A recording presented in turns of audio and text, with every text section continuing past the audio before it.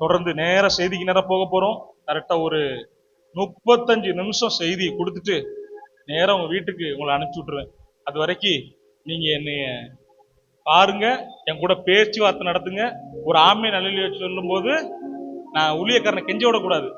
ஒன்னு சொல்லிடணும், காசா பணமா சொல்லிடணும். அல்லேலூயாவா? ஆமே. இதே ஃபயரோட என்கிட்ட வாங்க, என் கூடயே வாங்க. இன்னொரு அடுத்த ஜெபத்துல அடுத்த ஸ்டெப்புக்கு நம்ம போக போறோம். அல்லேலூயா. சரி, எடுத்து நம்ம வாசிக்கலாமா? காலையில வாசிச்சு அதே வசனத்தை ஒரு தடவை வாசிச்சுட்டு இன்னொரு வசனத்தை நம்ம சேர்ந்து வாசிக்க போறோம். யாத்திரையாகமம் 33வது அதிகாரம், அதுல 11வது வசனம். ஒருவன் தன் சிநேகிதனோட பேசுவதை போல, எவ்வளவு அழகா ஆவியானவர் எழுதி வச்சிருக்கிறார் பாருங்க. சிநேகிதனோட பேசுவதை போல கர்த்தர் மோசையோடு முகமுகமாய் பேசினார். பின்பு திரும்பி வீட்டுக்கு போயிட்டாரு. அவருடைய கூடாரத்துக்கு போயிட்டாரு, ரெஸ்ட் எடுக்க போயிட்டாரு. நூனின் குமாரனாகிய யோசுவா என்னும்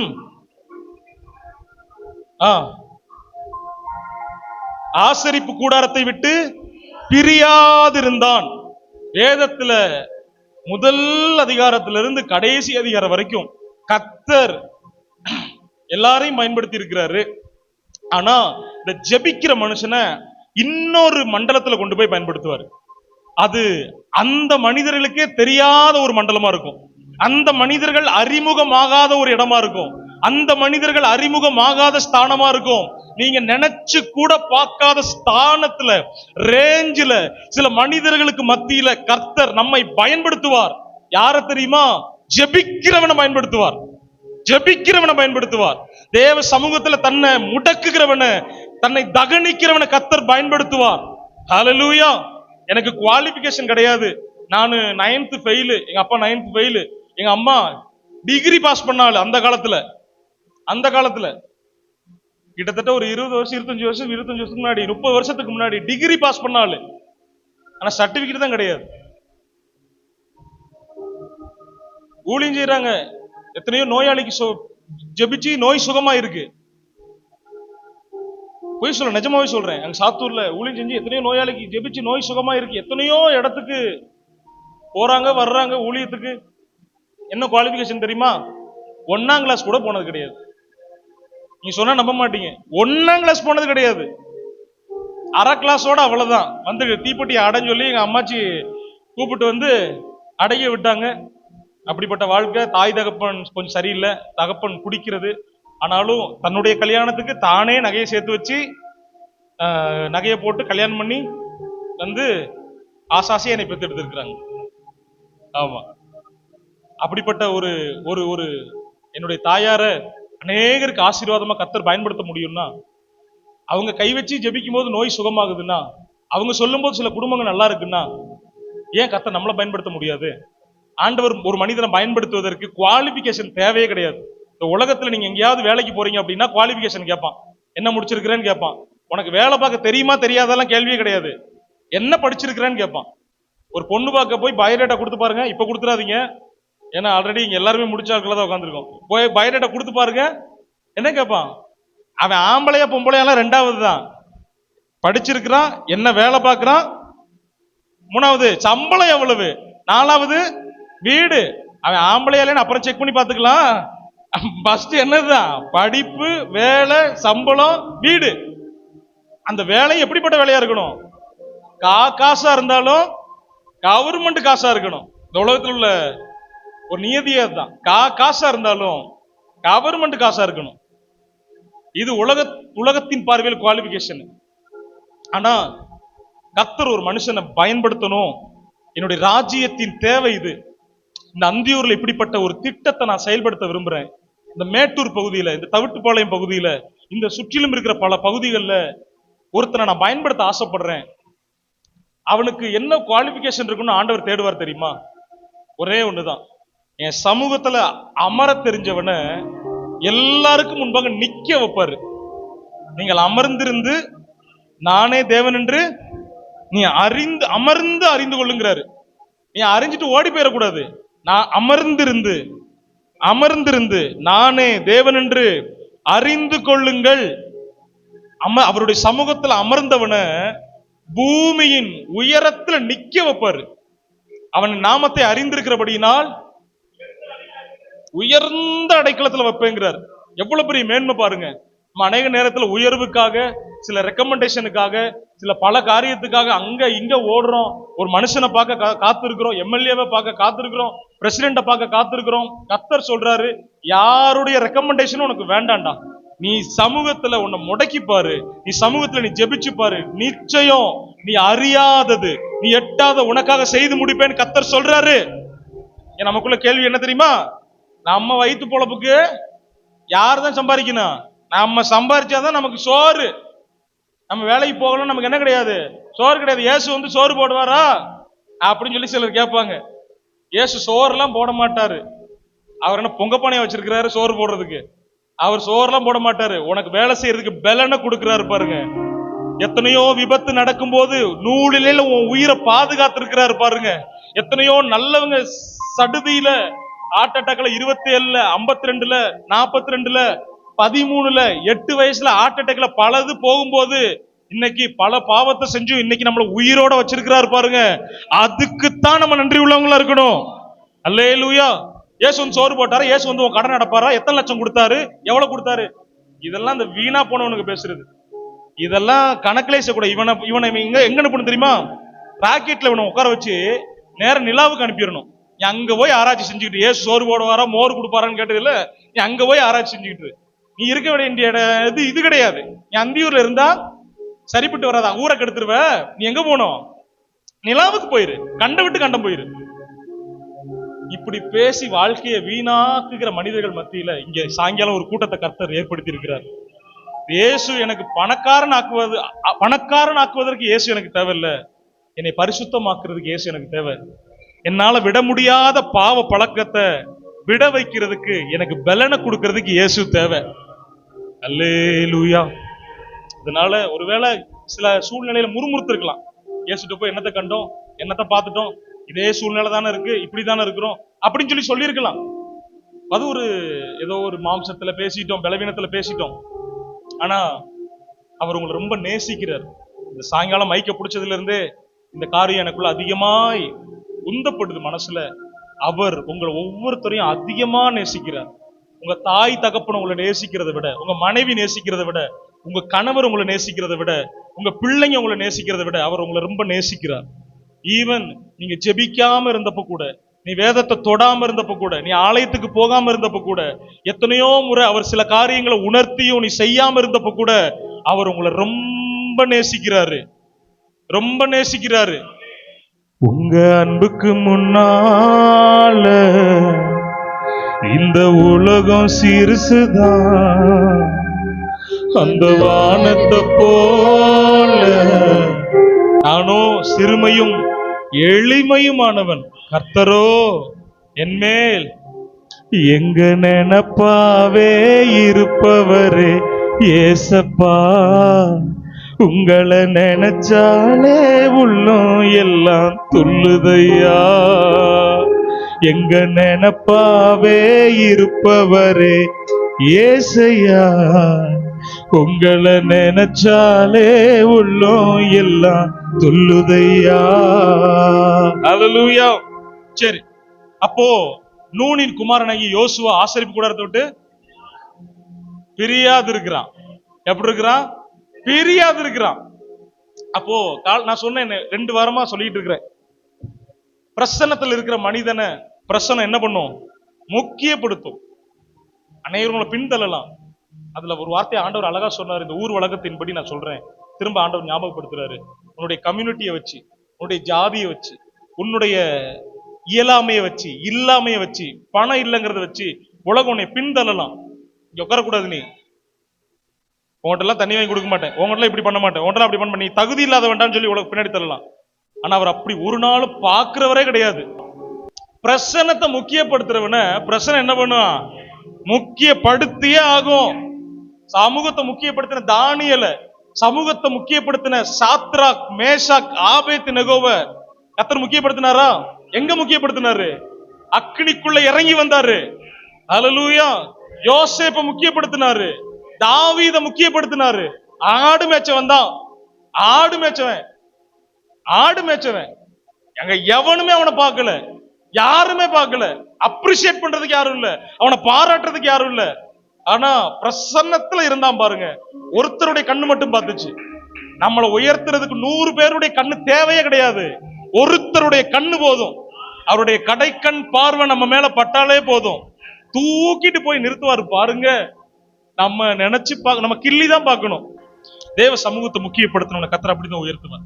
இரண்டாவது காரியம் சொன்னேன், உலகத்தினால் தாக்கம் அடைந்தவன், உலகத்துக்கு தாக்கத்தை ஏற்படுத்துகிறவன், உலகத்தினால் தாக்கம் அடையாதவன், உலகத்தினால் பாதிப்படையாதவன்.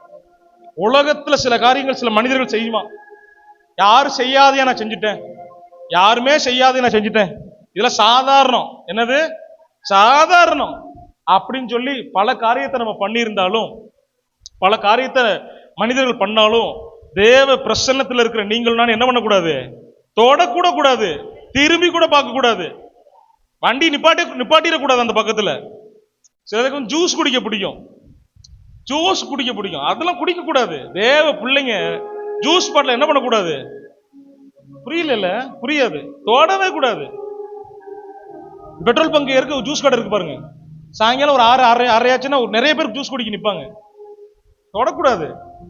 கர்த்தருடைய பிள்ளைகளுக்கு அங்க வேலையே கிடையாது. அல்லேலூயா. நீ நிக்க வேண்டிய இடம் எது, தேவ சமூகம். உன் குடும்பத்துக்காக நீ நிக்கணும், உழைக்கிற இடத்துல நிக்கணும், வேலை பார்க்கிற இடத்துல நிக்கணும். நிக்க வேண்டிய இடம் தேவ சமூகம், பிரசன்னம். ஏன்னா தேவ சமூகத்தினால் பாதிப்படைந்தவன் உலகத்தை பாதிப்பானே தவிர உலகத்தினால் பாதிக்கப்படவே மாட்டான். அல்லேலூயா. மூணாவது ஒரு காரியத்தை இன்னைக்கு காலையில நான் சொன்னேன், பிரசன்னத்தில் இருக்கிறவனை கர்த்தர் எங்க நிறுத்துறாரு, யுத்தத்தின் முன்னிலையில நிப்பாட்டுவாரு. என் வாழ்க்கையில் இன்னும் யுத்தம் முடியலையே, போராட்டம் முடியலையே, உபத்திரவம் முடியலையே நீங்க நினைக்கிறீங்களா? நீ பிரசன்னத்துல இருந்ததுனாலதான் கர்த்தர் உங்களை முன்னாடி நிப்பாட்டுறாரு. யுத்தத்தின் முன்னிலையில இன்னும் பல போராட்டம், இன்னும் பல அவமானம், இன்னும் பல சோதனையின் பள்ளத்தாக்கு உன்னை இன்னும் டெஸ்ட் பண்ணிக்கிட்டே இருக்கிறாரு. முன்னாடி நிறுத்தி அது உன்னை அழிப்பதற்கு, கர்த்தர் காலையில சொன்னாரு, உன்னை அழிப்பதற்காக நிறுத்தல, உன்னை கொண்டு ராஜ்யங்களை அழிப்பதற்கு, உன்னை கொண்டு பிசாசின் ராஜ்யங்களை அழிப்பதற்கு யுத்தத்தின் முன்னிலையில் உன்னை நிறுத்தி இருக்கிறேன் கர்த்தர் சொல்றாரு. ஹல்லேலூயா, ஹல்லேலூயா. அப்போ இந்த ஜெபம், இந்த ஜெபத்தை தான் இத்தனை வாரமா கர்த்தர் நம்மோட பேசிக்கிட்டே இருக்கிறார், எப்படி ஜெபிக்கணும். ஏன்னா அந்த ஜெபத்தின் வெளிப்பாடு, ஜெபிக்கிறதுனா என்ன அப்படின்னு கேட்டா நம்ம என்ன சொல்லிடுவோம், பரமண்டலங்களுக்கு எங்கள் பிதாவே, அந்த அந்த அது நமக்கு தெரியும், ஏதோ சின்ன மேலோட்டமான காரியம். கர்த்தர் சொல்றாரு, இன்னும் ஆழமான காரியத்தை இந்த வேதத்துல நான் மறைச்சு வச்சிருக்கிறேன், அதை உன் கண்ணு பார்த்துருச்சுன்னா உனக்கான அற்புதம் ஆரம்பமாயிருச்சு. ஹல்லேலூயா. சரி, இன்னைக்கு சாயங்காலம் ஒரே ஒரு காரியத்தை நம்ம மட்டும் பார்த்துட்டு நான் முடிக்க போறேன். நமக்கு ஜெபிக்க தெரியும், ஆனா எப்படி அதிக நேரம் ஜெபிக்கிறது நமக்கு தெரியாது. பிரச்சனை தான். இதை நான் எல்லா தேவ பிள்ளைங்கிட்டையும் பாக்குறேன். எனக்கு ஒருத்தர் போன் பண்ணார் நேற்றைக்கு, கோயம்புத்தூர் இயேசுபால் பாஷை தெரியுமா? கோயம்புத்தூர் இயேசுபால் சர்ச் ஆஃப் காட் ஸ்தாபனத்தின் இயேசுபால் ஒரு பெரிய சர்ச்சு, ஒரு 3000 பேர் வர்றாங்கன்னு நினைக்கிறேன். தமிழ்நாட்டில் ரொம்ப வெல் நோன் பாஸ்டர் இயேசுபால்னு ஒரு பாஸ்டர். அவருடைய சபைக்கு போற ஒரு விசுவாசி போன் பண்ணாரு, பாஸ்டர் உங்க செய்தி நான் யூடியூப்ல கேட்டேன், எனக்கு அந்த வார்த்தை என்னை ரொம்ப தொட்டுச்சு, என் கடன் தீர்றதுக்கு நான் என்ன பண்ணேன்னு தெரியல, எனக்கு ரொம்ப வேதனையா இருக்கு, உயிர் மட்டும்தான் மிச்சம் இருக்கு, எனக்கு என்ன பண்ணனே தெரியல பாஸ்டர் அப்படின்னு சொல்லி சொன்னாரு. எனக்கு ஏதாவது வழி காட்டுங்க, எனக்கு ஏதாவது வழி சொல்லுங்க, நான் செய்யறேன். நீங்க சொன்னீங்க நைட்ல ஜெபிச்சா கர்த்தர் அற்புதம் செய்வாருன்னு சொன்னீங்க, எனக்கு எப்படி ஜெபிக்கிறேன்னு தெரியல, எனக்கு ஜெபிக்க தெரியுது, ஆனா எனக்கு எப்படி இந்த லாங் டைமா தேவ சமூகத்துல ஜெபிக்கணும், அந்த பிரசன்னத்துல இருக்கணும்னு எனக்கு தெரியல அப்படின்னு சொல்லி சொன்னார். அது என்னை உண்மையாவே தொட்டுச்சு. இங்க அநேக தேவ பிள்ளைகளுக்கு ஜெபிக்க தெரியும், ஆனா எப்படி இந்த லாங் ஹார்ஸா, லாங் ஹவர், அந்த அதிக மணி நேரம் பிரசன்னத்திலேயே இருக்கிறதுங்கிற ஒரு கேள்வி நம்ம உள்ளத்துல இருக்குன்னா, இன்னைக்கு கர்த்தர் ஒரு சில காரியத்தை உங்க இருதயத்துல பேச விரும்புறார். நான் அவர்கிட்ட சொன்னேன், ஏன் நீங்க 3ஆம் ஜாமம் 4ஆம் ஜாமம் அந்த சில காரியத்தை எக்ஸ்பிளைன் பண்ணேன், அதை அடுத்த வாரம் பிரசங்கத்துல பண்ணுவேன். ஆனா இன்னைக்கு நான் சொல்றேன், அந்த டைம்ல ஒரு 3 மணிக்கு எந்திங்க, 20 நிமிஷம் ஜெபம் பண்ணுங்க, உங்களுடைய பிரச்சனைக்கு ஒரு தீர்வு சீக்கிரத்துல வரும். எனக்கு எப்படி ஜெபிக்கிறேன்னு தெரியல, நீங்க சமூகத்துல உட்கார்ந்து ஜெபிக்கவே வேணாம், நீங்க ஜெபிக்க ஆரம்பிப்பதற்கு முன்பதாகவே உங்களுக்கு வேண்டியது இன்னதென்று அவர் அறிந்திருக்கிறார். அப்ப நான் எதுக்கு ஜெபிக்கணும் அப்படின்னு ஒரு கேள்வி வருதா? நீ சமூகத்துல இருக்கணும், அதுதான் கர்த்தர் விரும்புறாரு. அவரை நீங்க முக்கியப்படுத்துறீங்களா? அதுதான் கர்த்தருக்கு தேவை. நம்முடைய ஜெபம் அவருக்கு தேவையே இல்லை. நம்ம நினைக்கிறோம் நம்ம அதிக வார்த்தையை சொல்லி ஜெபிச்சா நம்ம ஜெபத்தை கர்த்தர் கேட்பாரு அப்படின்னு சொல்லி நினைக்கிறோம். மத்தேயு 6வது அதிகாரத்தை எடுங்க. இதற்கான ஒரு பதில இயேசு அங்க சொல்றாரு. மத்தேயு 6வது அதிகாரம், அதுல 5வது வசனம். அன்றியும் நீ ஜெபம் பண்ணும்போது மனுஷர் காணும்படியாக, சிலர் மனுஷர் காணும்படி ஜெபிக்கிறாங்க. ஜெபாலயங்களிலும் வீதிகளிலும் ஜெபம் பண்ண விரும்புகிறார்கள். மெய்யாகவே உங்களுக்கு சொல்லுகிறேன். அடுத்த வசனம். நீயோ ஜெபம் பண்ணும்போது, இங்க ஆண்டவர் ஒரு காரியத்தை கற்றுக் கொடுக்கிறாரு. நீ ஜெபிக்கணும், தேவ பிரசன்னத்திலேயே இருக்கணும். யோசுவா அப்படித்தானே இருந்தாரு. ஆசரிப்பு கூடாரத்தை விட்டு எப்படிங்கிற கேள்வி வந்துச்சா நமக்கு? நம்ம சர்ச்சில் ஒரு 55 நிமிஷத்துக்கு மேல, 55 நிமிஷம் இல்ல 30 நிமிஷத்துக்கு மேல பிரசங்கம் போயிட்டாலே ஃபர்ஸ்ட் ஒரு நெளிப்பு வரும். நம்ம கவனம் செதறும். அதை வீட்டை யோசிக்க ஆரம்பிப்போம். எப்ப விடுவாரு, கொஞ்சம் இடையில பாட்டுக்கிட்டு எடுத்து விட்டு நான் பிரசங்கத்தை பண்ணிட்டேன்னா ஒரு 50 நிமிஷம் தாக்கு பிடிக்கும். இல்ல கர்த்தர் சொல்லுகிறார் உங்களை பார்த்து அப்படி சொல்லி நான் அந்த மாதிரி பேச ஆரம்பிச்சேன்னா 25 நிமிஷத்துக்கு மேல நீ தாங்க மாட்டீங்க. அப்போ எப்படி, எனக்கு கேள்வி என்னன்னா, எப்படி யோசுவா ஆசரிப்பு கூடாரத்தை விட்டு பிரியாம இருக்கிறான்? அவன் பிரியாம இருந்ததுனாலதான் அவனை கொண்டு கர்த்தர் பல பயங்கரங்களை செஞ்சாருன்னு பாக்குறோம். இந்த சீக்கிரட்டை நம்ம புரிஞ்சுக்கணும். எப்படி அவன் இருக்க முடிஞ்சிச்சு? அவனுக்கு போர் அடிக்கலையா? எப்படி போர் அடிக்கல? இங்க கர்த்தர் சொல்றாரு. இங்க அந்த வசனத்தை வாசிங்க. நீயோ ஜெபம் பண்ணும்போது பிரவேசித்து அந்தரங்கத்தில் இருக்கிற, அப்பொழுது அந்தரங்கத்தில் பார்க்கிற உன் பிதா. எப்படி ஜெபிக்கிறது? அந்தரங்கத்துல எப்படி ஜெபிக்கிறது? அடுத்து அவர் சொல்றாரு எப்படி ஜெபிக்கணும்னு சொல்றாரு பாருங்க. அன்றியும் நீங்கள் ஜெபம் பண்ணும்போது வீண் வார்த்தைகளை சொல்லி என்ன பண்ணக்கூடாது? இயேசு சொல்ற சீக்கிரட்டை நீங்க புரிஞ்சுக்கோங்க. இன்னைக்கு சொல்றாரு நம்மளை பார்த்து. இது நான் ப்ரிப்பேர் பண்ணல, ஆனா இந்த வார்த்தையை திரும்ப கர்த்தர் சொல்றாரு. நம்ம நினைக்கிறோம் நம்ம அதிக வார்த்தையை சொல்லி ஜெபிக்கிறதுனால, சொத்ரம் சொத்ரம் சொத்ரம் அப்படி சொல்றதுனால நம்ம ஜெபத்தை அவர் கேட்டுருவாரு. சுத்ரம் சுத்ரம் சுத்ரம் சுத்ரம் சுத்ரம் சுத்ரம் அப்படிங்கிறதுனால ஆண்டு நம்ம ஜெபத்தை கேட்கிறா நம்ம நினைக்கிறோம். நீ அப்படி பண்ணாத, நீ சோர்ந்து போயிருவீங்க. ஒருவேளை நீ கொஞ்சம் சத்தமா பண்ணிட்டா திருப்தி வேணா உங்களுக்கு இருக்குமே தவிர ஜெபம் கேட்கப்படாது. வீண் வார்த்தைகளால் என்ன பண்ணக்கூடாது? அலப்பிக்கிட்டே இருக்கிற. இன்னும் சிலருக்கு ஜெபிக்கிற ஒரு ஜெபம், என்ன ஜெபிக்கிறோங்கிறது தெரியாம ஜெபிப்பாங்க. எப்படி தெரியுமா? ஒருத்தர் எங்க சபையில ஜெபம் பண்ணார். எப்படின்னா, ஆண்டவரே இந்த இந்த இந்த ஊர்ல விபச்சாரங்கள் நடக்கிறது, ஆண்டவரே ஸ்தோத்திரம் அப்படிங்கிறாரு. விபச்சாரங்கள் நடக்கு, ஸ்தோத்திரமா? உங்களுக்கு புரியுதா? வீண் வார்த்தைகள் அளப்புறது என்னன்னு புரியுதா? ஆண்டவரே மதுபானத்தில் ஆண்டவரே குடித்து மூழ்கி குடும்பங்கள் அழிந்து கொண்டிருக்குது, ஆண்டவருக்கு ஸ்தோத்திரம் அப்படிங்கிறாரு. எதுக்கு ஸ்தோத்திரம்? இப்போ இன்னொருத்தருக்கு ஆண்டவருக்கு ஸ்தோத்திரம் அந்த வார்த்தை மட்டும் டெலீட் ஆயிருச்சுன்னா ஜெபம் வராது சிலருக்கு. கர்த்தாவே இந்த ஆராதனையை, முதல் ஆராதனை ஆண்டவரே ஸ்தோத்திரம், ஆசீர்வதி ஆண்டவரே ஸ்தோத்திரம் அப்படின்னு சொல்லி ஜெபம் பண்ணுவாங்க. இன்னொருத்தர் எனக்கு தெரியும், எது சொல்றேன்னா நமக்கு சில காரியத்தை சரி பண்ணிக்கிறதுக்காக. இன்னொருத்தர் எனக்கு தெரியும், ஜெபத்தை படிச்சு வச்சிருக்கிறார், மனப்பாடம் பண்ணி வச்சிருக்கிறார்.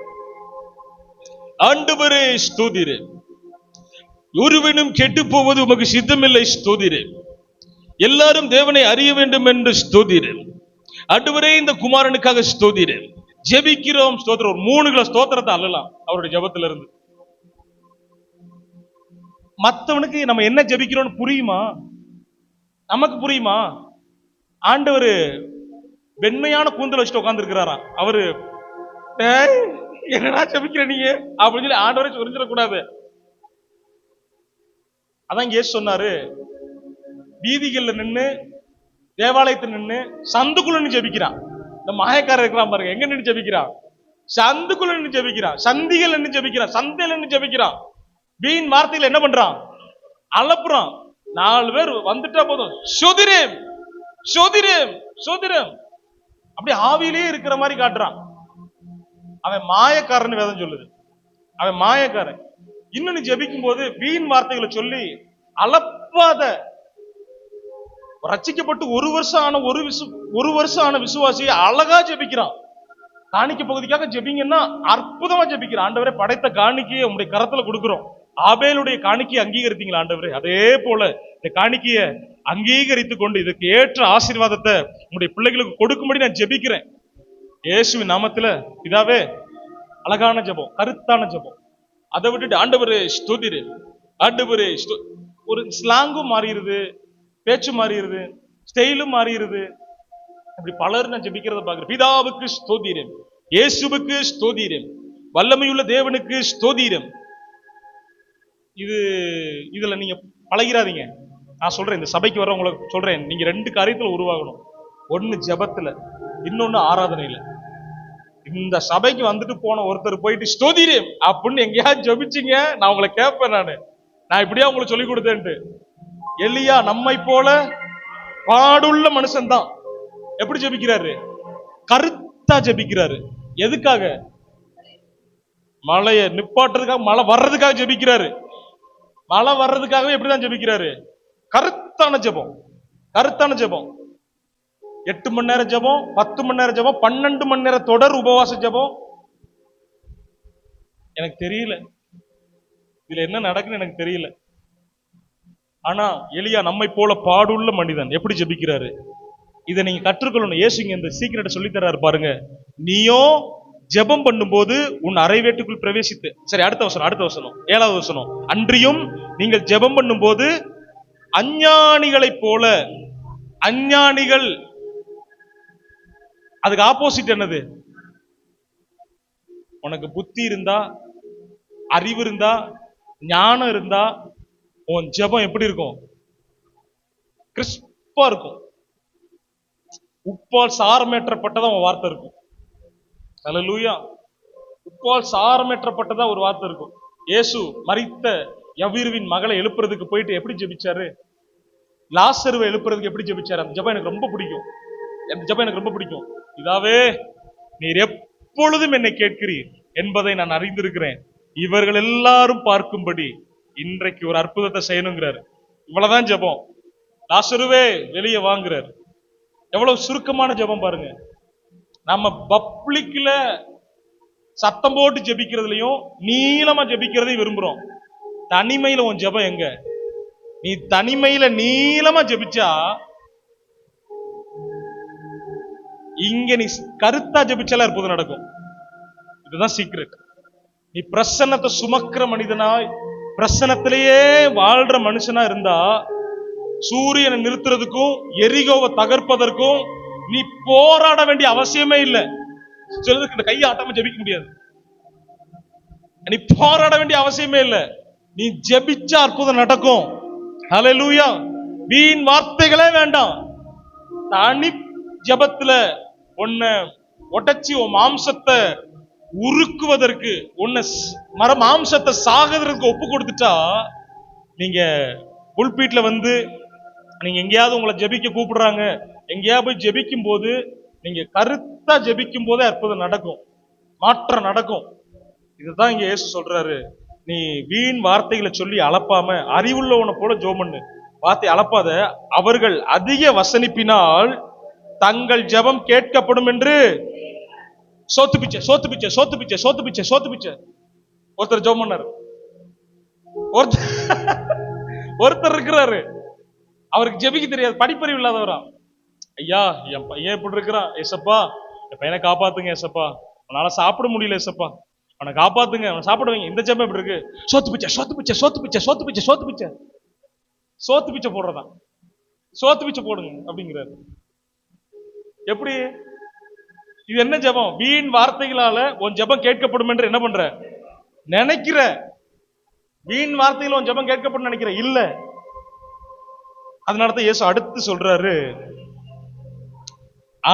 அவர்களைப் போல நீங்கள் செய்யாதிருங்கள், உங்கள் பிதாவை நோக்கி.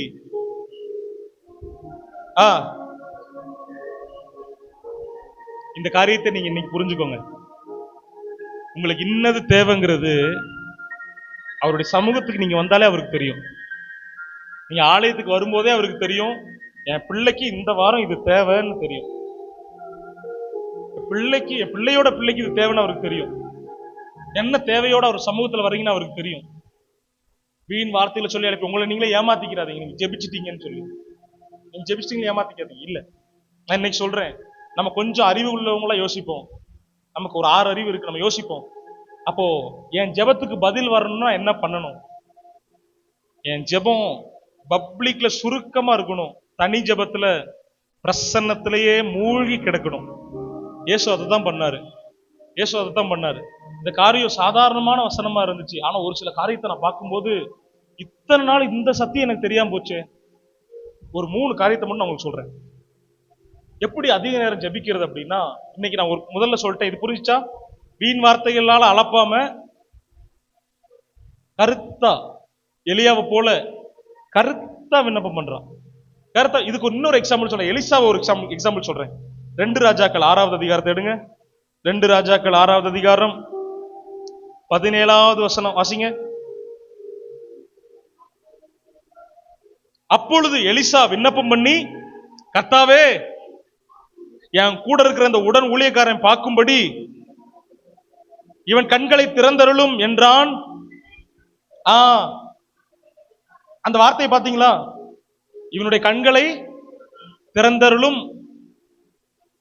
அடுத்த வார்த்தை உடனே கர்த்தர் என்ன பண்றாரு? இது என்ன சம்பவம் தெரியுமா? அசிரிய ராஜா யாரை எதிர்த்து வர்றா? இந்த ராஜாவை எதிர்த்து வர்றான். 6வது அதிகாரம். சீரிய ராஜா 8வது வசனத்தை வாசிங்க, அப்பதான் புரியும். அக்காலத்திலே சீரியாவின் ராஜா இஸ்ரவேலுக்கு விரோதமா யுத்தம் பண்ணி,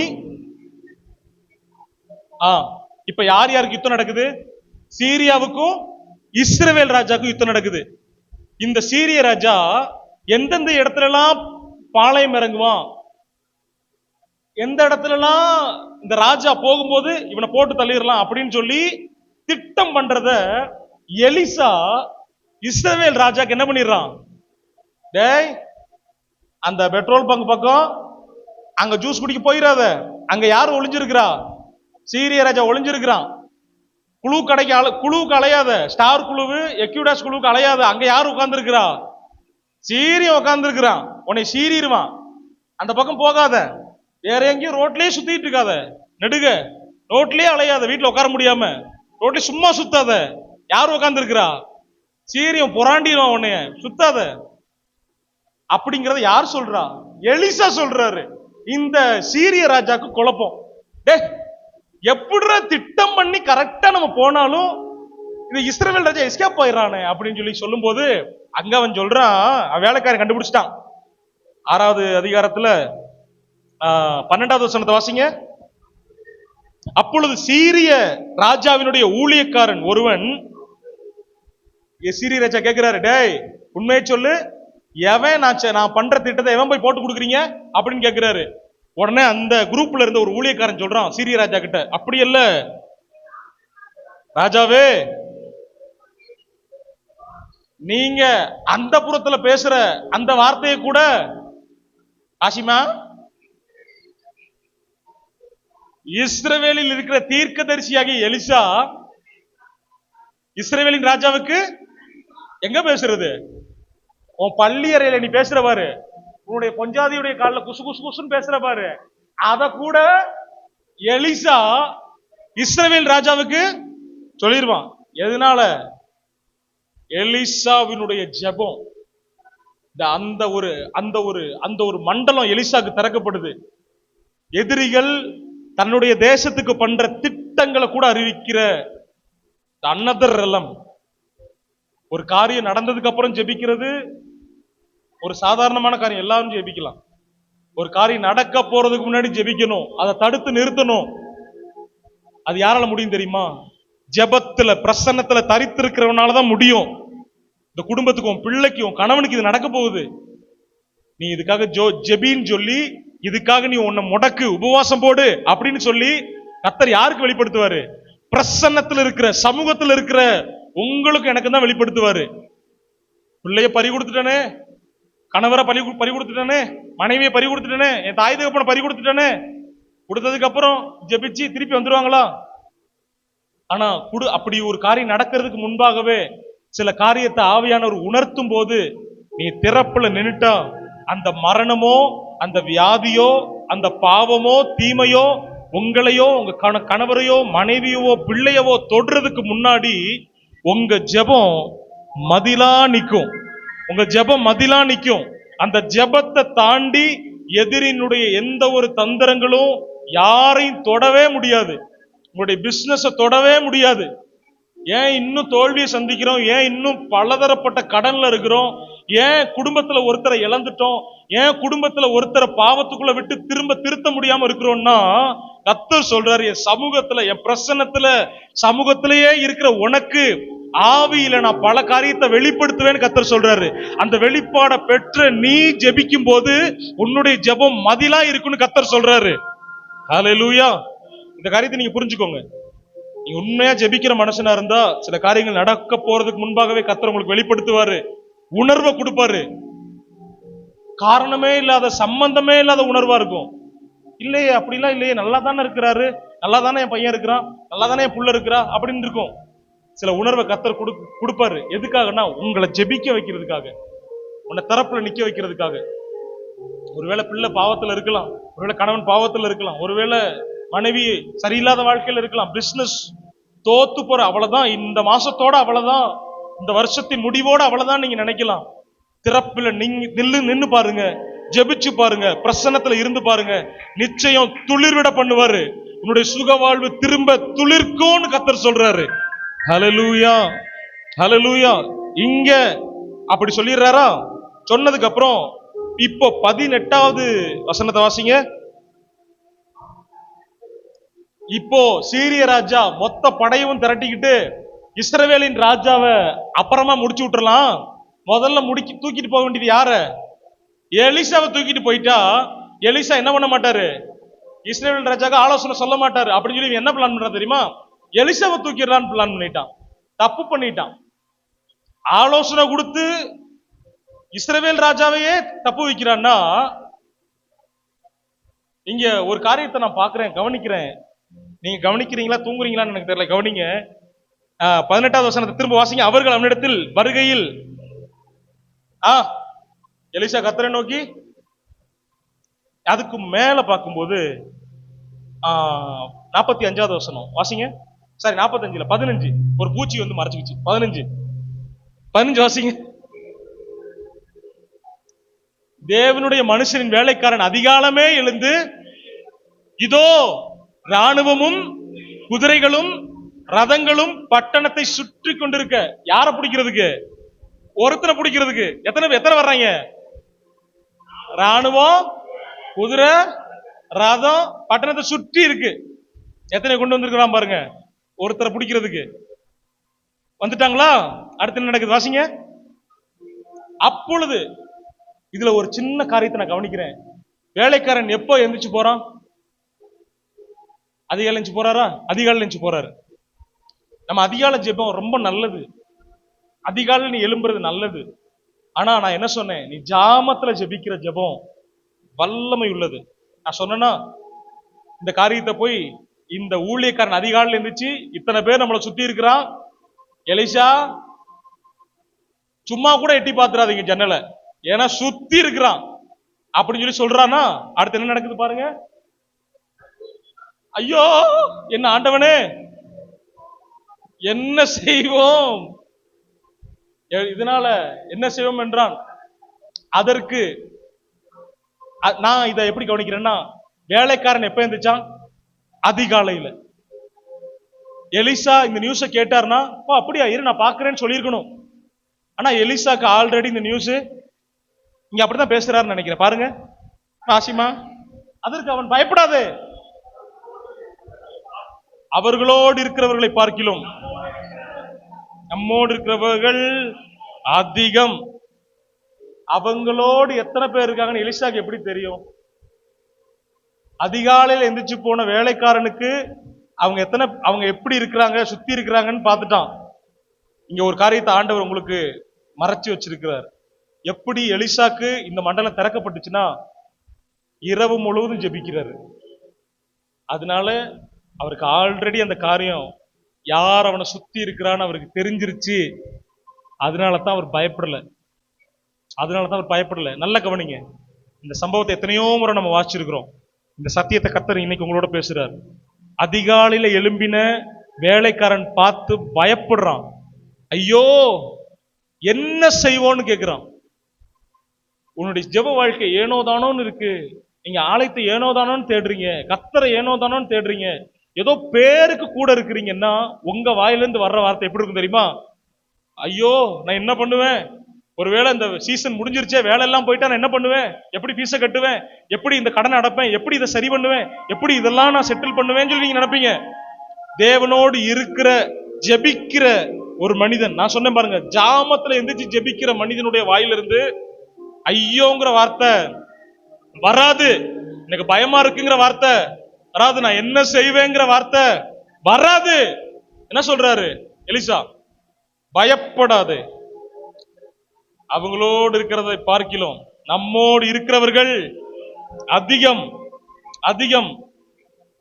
சுத்தி இருக்கிறாங்க, எலிசாவை தூக்க போறானுங்க. இதான் பிளான்.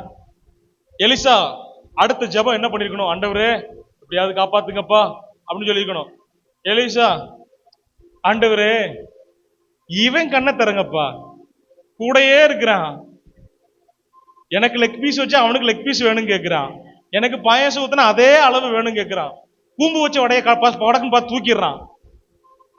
இந்த காரியத்திலாம் முந்திக்கிறவன் இந்த காரியத்துல அவன் கண்ணு திறக்கப்படலையே. என் கூடையே இருக்கிறியே, உனக்கு கண்ணு திறக்கப்படலையே.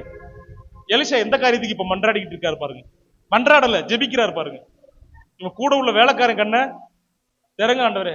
ஆண்டவர், எலிசா உனக்கு சீரியஸ்னஸே தெரியல எலிசா, சுத்தி இத்தனை ராணுவம் இருக்கு, இத்தனை படை உன்னை சூழ்ந்து இருக்கு, உன்னை தூக்க போறானுங்க, நீ இவனுக்காக ஜெபிச்சுட்டு இருக்கிற. இவன் கண்ண அப்புறம் திறக்கலாம், ஃபர்ஸ்ட் அவனை பாரு, அவனுக்காக ஜெபிடா அப்படின்னு ஆண்டவர் சொன்னாரா? ஆண்டவர் என்ன பண்றாரு? உடனே கேட்டாரா? சுத்தி என்ன காரியம் வேணா இருக்கட்டுங்க, சுத்தி எத்தனை காரியம் வேணா இருக்கட்டும், எப்படிப்பட்ட சூழ்நிலை வேணா இருக்கட்டும், நான் இன்னைக்கும் சொல்றேன், நம்ம பயப்படுறதுக்கு காரணம் நம்ம ஜெபிக்காததுனால பயப்படுறோம். ஜெபிச்ச உனக்கு பயமே இருக்காது, வராதுங்கிறேன். எப்படி வரும்னு கேட்கிறேன். ஜெபிக்கிற ஒரு மனிதனுக்கு பயமே இருக்காது. பயம் இருக்கிற மனுஷன் என்ன பண்ண மாட்டான்? ஜெபிக்கவே மாட்டான். அந்த ஜெபம் ஊக்கமான ஜெபமாவே இருக்காது. எலிசா இவன் கண்ணை திறங்கப்பான்னு ஜெபிச்சுட்டு இருக்காரு, கர்த்தர் திறந்து விடுறாரு. அடுத்து ஒரு ஜெபத்தை பண்றாரு எலிசா. 18வது வசனமா? இப்ப அவனை பிடிக்க கிட்ட நெருங்கும் போது அவர்கள் அவனிடத்தில் வருகையில், இப்ப எலிசா இன்னொரு ஜெபத்தை ஏறெடுக்கிறார். எப்படி ஜெபிக்கிறார் பாருங்க. இந்த ஜனங்களுக்கு அவன் கண்ண திறங்கன்னு ஜெபிச்சாரு. எவன் கண்ண? கூட இருக்கிற ஊழியக்காரன் கண்ண திறங்கன்னு ஜெபிச்சாரு. காலைல எந்திரிச்சு போய் ஆன்னு பார்த்திருக்கிறான், ஐயோ இத்தனை பேரா சொல்லி கூட வந்துட்டான். இவங்க என்ன பண்ணுங்க? திறங்க. இப்ப எலிசா ஜெபிக்கிறாரு, அவங்க என்ன மூடுங்க, இவங்க என்ன திறங்க, அவங்க என்ன மூடுங்க. அவங்களுக்கு என்ன வந்துருச்சு? வாசிங்க, அந்த என்ன போட்டிருக்கு? கண்மயக்கம் உண்டாயிருச்சு. கண்மயக்கம் உண்டாயிருச்சு. அவங்க கண்ணை மூடிருங்கப்பா அப்படின்னு ஜெபிக்கிறாரு. ஒரே சின்ன வார்த்தை தான். நான் சொன்னேன் பாருங்க, கருத்தான ஜெபம். கருத்தான ஜெபம். பாஸ்டர், சிலருடைய முகபாவனை எப்படி தெரியுமா? கருத்தா ஜெபின்னு சொல்றீங்களா, நீ கருத்தா பிரசங்கம் பண்ணுங்க, எவ்வளவு நேரம் பிரசங்கம் பண்ணிட்டு இருக்கீங்க அப்படின்னு சொல்லி பாக்குறீங்களா?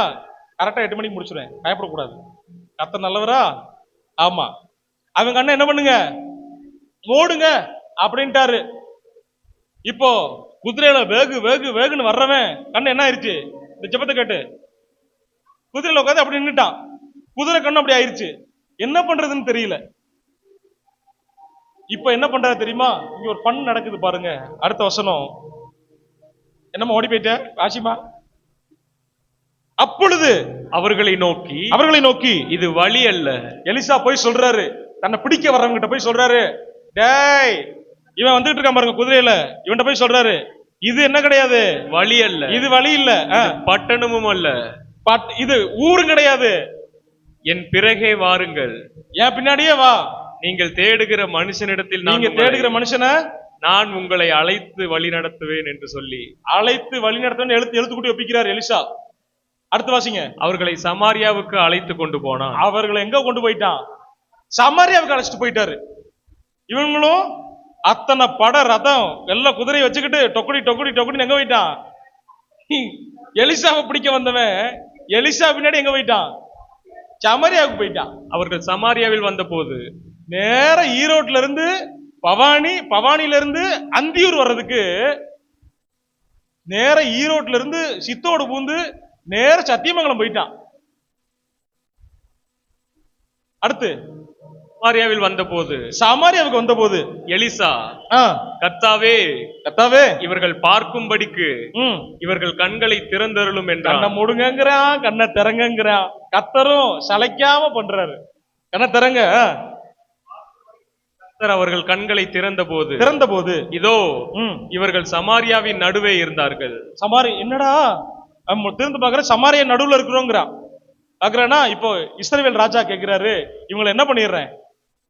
அடுத்த வசனம் எங்க போட்டிருக்கு? இஸ்ரவேலின் ராஜா அவர்களை கண்டபோது இஸ்ரவேலின் ராஜா அவர்களை கண்டபோது எலிசாவை பார்த்து என் தகப்பனே, வீரம் வந்துருச்சு, என் தகப்பனே, நான் அவர்களை வெட்டி போடலாமா? நான் அவர்கள் என்ன பண்றேன்? வெட்டி போட்டுறேன்.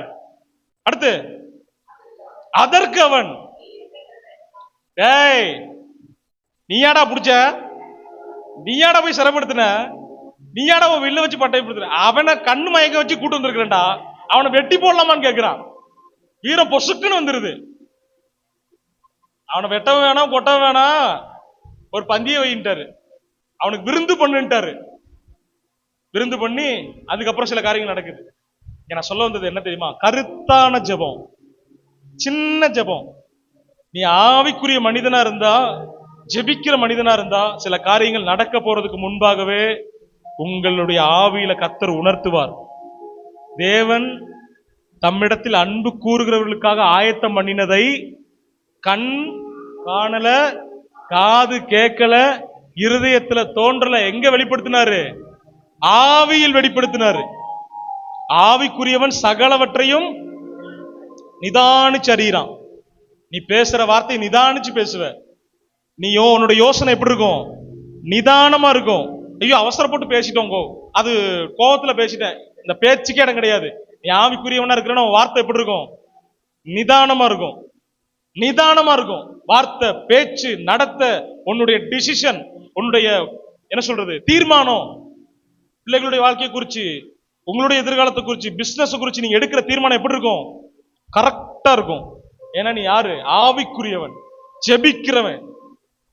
அதை விட்டுட்டு கோபத்துல முடிவெடுத்துட்டேன், சந்தோஷத்துல வாக்கு கொடுத்துட்டேன்னு சொல்லவே கூடாது. கோபத்துல சொல்லிட்டேன். கோபத்துல உன்னைய 4 கூட்டு கொட்டிக்க. கோபத்துல சொல்லிட்டேன், அதெல்லாம் போய் மனசுல வச்சுக்கலாமா? நீ கோபத்துல என்ன பண்ணு? அடுத்து 4 கூட்டு உன் மண்டையில கொட்டிக்க. அப்போ ஒரு மண்டை புடைக்கும் பாரு, அப்ப நீ சொல்லிக்க, கோபத்துல கொட்டிட்டேன் மன்னிச்சுக்க அப்படின்னு சொல்லி உங்களே நீ கேட்க முடியுமா? மத்தவனை பேசிடலாம். அதான் ஒரு காரியத்தை காலையில சொன்னேன். ஒரு பேப்பர் ஏதாவது இருக்கா? ஒரு பேப்பர் ஏதாவது டக்குன்னு எடுத்து கொடுங்க. பேப்பர் இங்க இருக்கு. ஏஜில இருந்து அனுப்பின பேப்பர் எதுக்கு யூஸ் ஆகுது பாத்தீங்களா? ஒரு பேப்பர் இருக்கா? இதை மட்டும் சொல்லிட்டு முடிக்கிறேன். பேப்பர் இருக்கு, நல்ல நீட்டா இருக்கா? இப்ப அந்த பேப்பரை என்னுடைய கோபத்துல நான் என்ன பண்றேன்? கசக்குறேன். கோபம் ஃபுல்லா எரியுது, நல்லா கசக்கிடுறேன். இப்ப கொஞ்ச நேரம் கழிச்சு வெளியே போயிட்டு வந்ததுக்கு அப்புறம் ஒரு டீயை குடிச்சதுக்கு அப்புறம் கோபம் கொஞ்சம் குறைஞ்சிருச்சா? நான் என்ன பண்றேன்? கசங்கின பேப்பரை சரி பண்ணணும்னு நினைக்கிறேன். சரியும் பண்றேன். சரி பண்ணிட்டேன்னா இப்ப பழைய மாதிரி இருக்கா? பேப்பர் இருக்கா? பேப்பர் இருக்குல்ல, பேப்பர் இருக்கு. பழைய மாதிரி இருக்கா? இல்ல. இதே போலதான் ஒரு மனுஷனோட இதயம், உங்க மனைவியோட இதயம், உங்க கணவனுடைய இதயம், உங்க பிள்ளைங்களோட இதயம். கோபத்துல என்னன்னாலும் பண்ணிடலாம், கூட தானே இருக்கிறாங்க அப்படிங்கறது என்ன வேணா பண்ணிடலாம். ஆனா நீ சாரி கேக்குறீங்க, கொஞ்சம் கொஞ்சமா சாரி கேக்குறீங்க. சாரி மன்னிச்சுக்கமா, தெரியாம பண்ணிட்டேன் மன்னிச்சுக்கமான்னு கேக்குறீங்களா? அவங்களும் கொஞ்சம் சரி நம்ம கணவர் தானே கேட்கிறாரு, அவர் தானே பேசினாருன்னு சொல்லிட்டு மன்னிக்கிறாங்க. நம்ம மனைவி தானே பேசினா அப்படின்னு மன்னிக்கிறாங்க. நம்ம மருமக தானே அப்படின்னு மன்னிக்கிறாங்க. ஆனா இந்த இதயம் பழைய இதயத்தை போல இருக்கா? கசங்கினது தான், உடைஞ்சது தான். ஒட்ட வைக்கலாமே தவிர அதனுடைய தழும்பை என்ன பண்ண முடியாது? சரி பண்ணவே முடியாது. வார்த்தைக்கு அப்படிப்பட்ட வல்லமை உண்டு. இன்னைக்கு அப்படி ஏதாவது ஒரு இருதயத்தை உங்களுடைய சின்ன செய்கையினால காயப்படுத்துறீங்கன்னா இன்னையோட அதை விட்டுருங்க. ஒரு காரியத்தை இன்னைக்கு எங்க அம்மாட்ட நான் சொன்னேன், நான் இந்த கோவத்தை விடுறதுனால என் மனைவி, என் தாய், என் தகப்பன் சந்தோஷமா இருப்பாங்க அப்படின்னா, என் தம்பி சந்தோஷமா இருப்பான்னா, எங்க பிள்ளை குடும்பம் சந்தோஷமா இருக்குன்னா, அந்த கோவத்தை தூக்கி எறியறதுக்கு நான் தயங்கவே மாட்டேமான்னு சொன்னேன். இந்த குணம் எனக்கு கிடையாது, ஆனா இந்த குணத்தை நான் வளர்த்துக்கிறேன். எனக்குள்ள கிடையாது, எனக்குள்ள இல்லையே, நம்ம வளர்த்துக்கணும். பிறந்த உடனே பேண்டோட பிறந்தமா, வளரும்போது டவுசர் போட்டோம், ஃபர்ஸ்ட் கோமனம் கட்டி விட்டாங்க, அப்புறம் டவுசர் போட்டோம், அப்புறம் அந்த டைம் வரும்போது பேண்ட் போடுறோம். அதே போலதான் எனக்கு ஃபர்ஸ்ட் இல்ல, ஆனா நான் என்ன பண்றேன், என் வயசுக்கு தகுந்த மாதிரி அந்த குணத்தை நான் என்ன பண்ணிக்கிறேன், வளர்த்துக்கணும். எனக்கு வேணும்னு ஆசைப்படணும். இந்த கோவத்தை நான் வச்சு வச்சு வச்சு வச்சு வச்சு நான் என்ன பண்ண போறேன்? உங்களுக்கு வெயிட். கோவத்தை இப்படி வச்சுட்டு நான் சுத்துறேன், எப்படி இருக்கு பாக்குறதுக்கு? கோவத்தை நான் வச்சுக்கிட்டே சுத்துறேன், எப்படி இருக்கு? இங்கேயே வச்சிருக்கேன் கோவத்தை. சிலர் இங்கே வைக்க மாட்டோம், இங்கேயே வச்சுட்டு சுத்துறேன். கோவம் கோவம் வச்சுட்டே சுத்துறேன். கோவம், அவங்க மேல வெறுப்பு, இவங்களை மன்னிக்க முடியல. எப்படி இருக்கு? பார்க்க அசிங்கமா இருக்குல்ல? நல்லா முடி வெட்டியிருக்கேன், எல்லாம் பண்ணிருக்கேன், ஆனா கோவத்தை வச்சுட்டு அந்த பக்கம் திரும்பவே மாட்டேன், அவங்க பக்கம் திரும்பவே மாட்டேன். ஏன்னா கோவம் எனக்குள்ள மாம்சம் எண்ணம், அசிங்கம். தூக்கி எரிஞ்சு பாருங்க, நீங்க ஃப்ரீ ஆயிருவீங்க. மனசு லேசாயிரும். அநேக வருஷமா ஹோல்டு பண்ணதுனால அவன் நல்லா இருக்கிறான். கோவப்பட்ட நீங்க தான் இன்னைக்கு பாரத்தை சுமந்துட்டு உட்காந்துருக்கீங்க.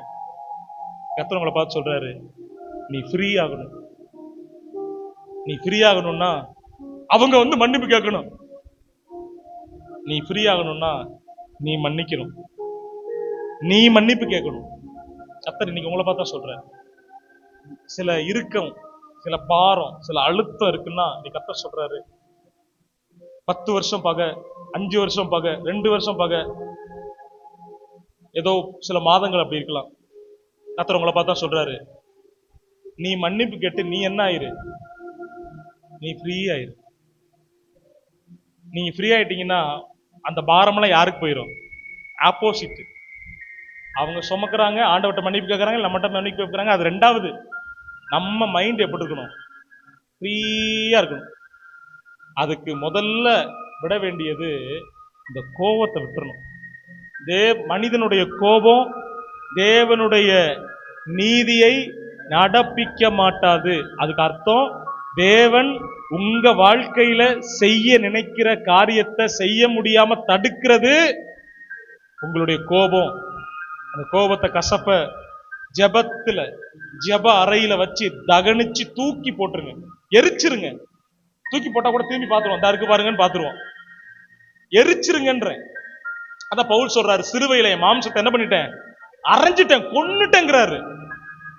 இனி வாழ்வது நான் அல்ல, கிறிஸ்துவே எனக்குள் வாழ்கிறார். மன்னிக்கிற குணம் நமக்குள்ள வரட்டும்.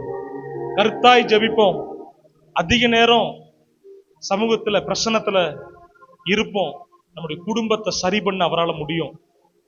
பாரமா இருக்கு, பாரமா இருக்கு. நீங்க செக் பண்ணி பாருங்க, யாரையாவது மன்னிக்காம இருப்பீங்க. யாரோ ஒருத்தர் மேல கசப்பு இருக்கும், யாரோ ஒருத்தர் மேல வெறுப்பு இருக்கும், யாரோ ஒருத்தர் மேல ஒருத்தரை ஒவ்வொரு நாளும் காயப்படுத்துற மாதிரி பேசிக்கிட்டே இருப்போம். நீங்க நினைக்கிறீங்க அவங்கள தான் காயப்படுத்துறோம், இல்ல. ஆட்டோமேட்டிக்கா நீங்க உங்களை காயப்படுத்துறீங்க, உங்களுடைய எல்லையை சுருக்குறீங்க, உங்க எல்லை, உங்க மனசை காயப்படுத்துறீங்க. இது உங்களுக்கு பிசாசு வச்சிருக்கிற டிராப்பு. இதை தாண்டி பாருங்க, இதை விட்டு பாருங்க. நீங்க தேவன் உங்க வாழ்க்கையில செய்ய நினைக்கிறத எதுவுமே தடுக்க முடியாது, எதுவும் தடுக்க முடியாது. ஏன் இன்னும் சில தடைகள் இருக்குன்னா, எனக்குள்ள இருக்கிற கோபம், எனக்குள்ள இருக்கிற மன்னிக்க முடியாத தன்மை, எனக்குள்ள இருக்கிற கசப்பு, எனக்குள்ள இருக்கிற விரோதம், என்னால இன்னொருத்தங்களை நேசிக்க முடியல. அந்த காரணம் தான். அதை விட்டு பாருங்க, நேசிச்சு பாருங்க. துரோகம் செய்யட்டும், தப்பு செய்யட்டும், என்னத்தை கொண்டு வந்தா என்னத்தை கொண்டு போறதுக்கு, மன்னிச்சிருவோமே, மன்னிச்சிருவோம். அந்த ஈகோவை வச்சு வச்சு என்ன பண்ண போறோம்? நம்ம தங்கச்சி தானே, நம்ம தம்பி தானே, நம்ம அண்ணன் தானே, நம்ம கணவர் தானே, நம்ம மனைவி தானே, என்னுடைய மாமியார் தானே, மாமனார் தானே அப்படின்னு மனசு வந்துடணுங்கிறேன். வந்துருச்சுன்னா எத்தனை வருஷம் ஏங்கி இருக்கிறீங்களோ அந்த நன்மையை செய்ய சட்டு புட்டு நடக்கும். அல்லேலூயா. தீவிரமா செய்வார், தீவிரமா செய்வார். எப்ப செய்வாரு? இதை சரி பண்ணிக்கணும் ஆண்டவர் உணர்த்துறாரு. பண்ணிக்கிட்டு அவனுக்கு தீவிரமா நடந்துரும். குடும்பத்துல சந்தோஷம், சமாதானம் தான். அல்லேலூயா. கண்களை மூடி ஜெபிக்கலாமா?